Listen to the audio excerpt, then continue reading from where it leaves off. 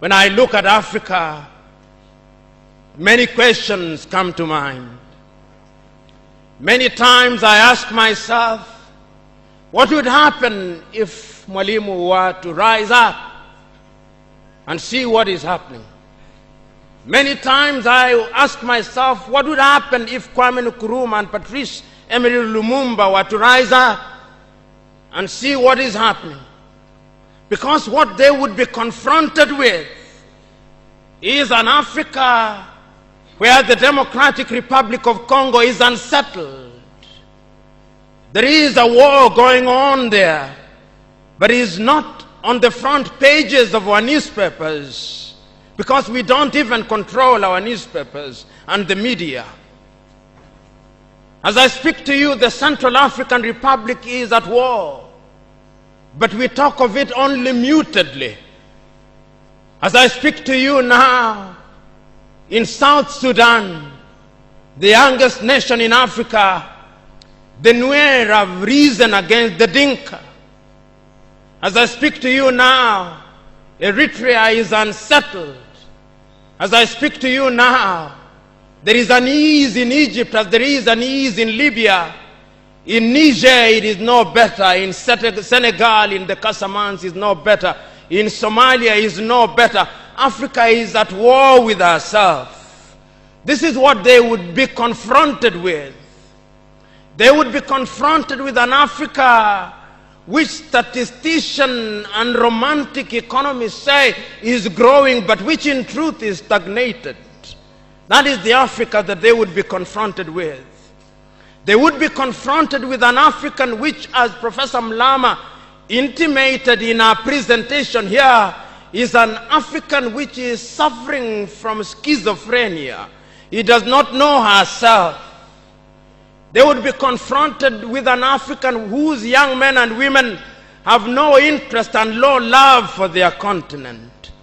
They would be confronted with an Africa where young men and young women are constantly humiliated at the embassies of European countries and at the United States of America as they seek the almighty green card. They would be confronted with an Africa where young men and women from Niger, Nigeria, Senegal, Mali, and Mauritania drown in the Mediterranean as they seek to be enslaved in Europe. This time round, Africans are not wailing and kicking as they are being taken away to be enslaved. They are being seen wailing and kicking as they seek to be enslaved in Europe and America. This is the tragedy of Africa. They'll be confronted with an African where people have lost their self-pride. An Africa where Africans are not proud of their things. An Africa where in the hotels of Dar es Salaam or Nairobi, even food has foreign names. When we fry potatoes, we call them French fries, even when they are fried in Dar es Salaam. That is the Africa that they would be confronted with. They would be confronted with another Africa. An Africa which does not tell her story. An Africa whose story is told by Europe and America, the CNN, Radio Deutsche Welle, Radio France. That is the Africa they would be confronted with. They would be confronted with the young men and women who have no pride in Africa. When they want to enjoy themselves, they sing the praises of football teams from Europe and America. It is Manchester United. It is Arsenal. It is Real Madrid. And Barcelona, not Yanga, not Mufulira Wanderers, not Gor Mahia, not FC Leopards. No. That is the Africa that they would be confronted with. They would be confronted with an Africa which does not enjoy its theater and drama. That Africa celebrates Leonardo DiCaprio. It celebrates Angelina Jolie and Brad Pitt.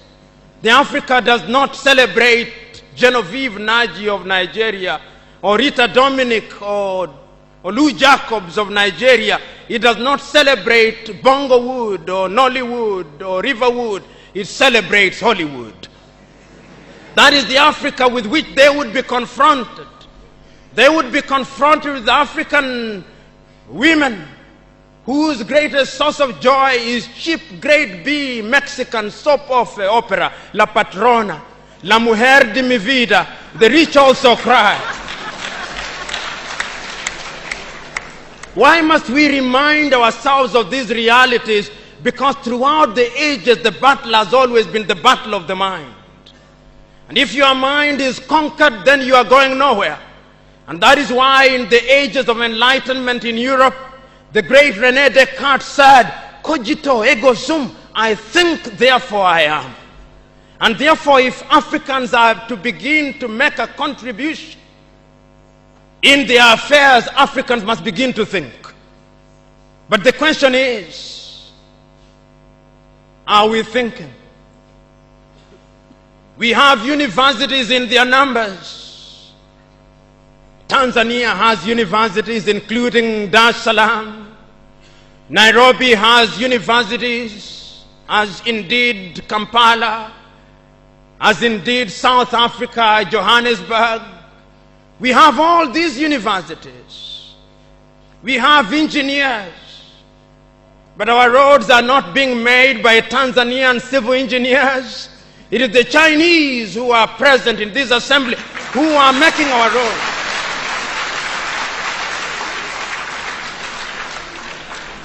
So we have engineers who cannot even make roads. We have doctors whom we have trained. But when we are sick, particularly if we are of the political class, depending on who colonized you, if you are colonized by the United Kingdom, you rush to London. If you are colonized by the French, you rush to Paris. If you are colonized by the Portuguese, you rush to Lisbon. And if you are colonized by the Spaniards, you rush to Madrid, Spain. And recently, because the Asians are beginning to get their act together, we run to India. And very lately, because the Arabs are also beginning to get their act together, we run to Dubai. Notwithstanding that we have the Kenyatta hostels of this country, the Muhimbilis of Tanzania, the Chris Hani Baragwanaths of South Africa, and the Mama Yemos of Kinshasa in Zaire or the Democratic Republic of Congo, but we have no faith in our doctors. In the area of education, we also don't have faith. Our political class introduced something that they call free education, but it's free indeed, free of knowledge. Because they are so suspicious of those institutions that the typical African politician would not dare take their children to those schools.